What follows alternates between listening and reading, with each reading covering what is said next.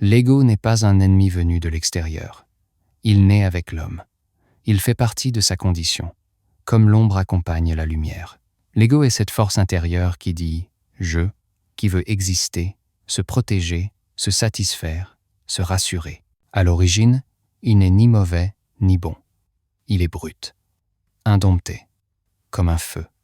Il peut éclairer ou brûler, selon la manière dont il est gardé. Le Coran ne présente pas ce jeu intérieur comme une réalité unique et figée, mais comme un état mouvant. L'ego peut entraîner l'homme vers le bas. Il peut aussi se reprocher ses propres fautes, ou s'apaiser dans une paix profonde. Cela révèle une vérité essentielle. L'ego n'est pas une condamnation, c'est un chemin. Ce que l'homme devient dépend de ce qu'il nourrit en lui. L'ego le plus bas cherche l'immédiat. Il veut posséder, dominer, se comparer, avoir raison, être vu. Il promet le plaisir, mais laisse un vide. Il promet la sécurité, mais engendre la peur. Il parle vite, réclame sans cesse, et ne se satisfait jamais longtemps. Lorsque ce moi gouverne seul, l'homme devient dispersé. Il réagit plus qu'il ne choisit. Il vit à la surface de lui-même. Mais il existe un moment souvent silencieux, où quelque chose s'éclaire. L'homme commence à voir que certaines colères reviennent toujours, que certains désirs ne l'apaisent jamais, que certaines victoires laissent un goût de vide. Cette lucidité marque un tournant. Le je cesse de se justifier automatiquement.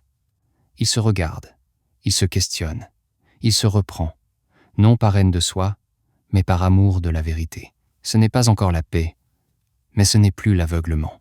Comprendre l'ego, ce n'est pas lui faire la guerre. Plus on l'écrase, plus il se durcit. Plus on l'ignore, plus il prend le pouvoir. L'ego se transforme par la conscience, en l'observant sans complaisance, mais sans cruauté. En reconnaissant ses ruses, se déguiser en bonté, en justice, en spiritualité, en victimisation, en supériorité morale. L'ego est subtil. Il aime se cacher derrière ce qui paraît juste. La guérison commence lorsque l'homme cesse de défendre son moi en permanence. Lorsqu'il accepte d'avoir tort sans se sentir menacé.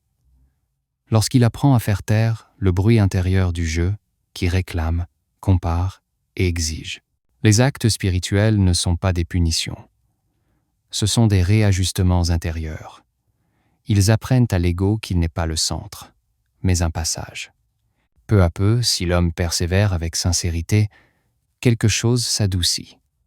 L'ego crie moins. Il écoute davantage. Il accepte de ne pas tout obtenir. Il découvre une joie plus stable que le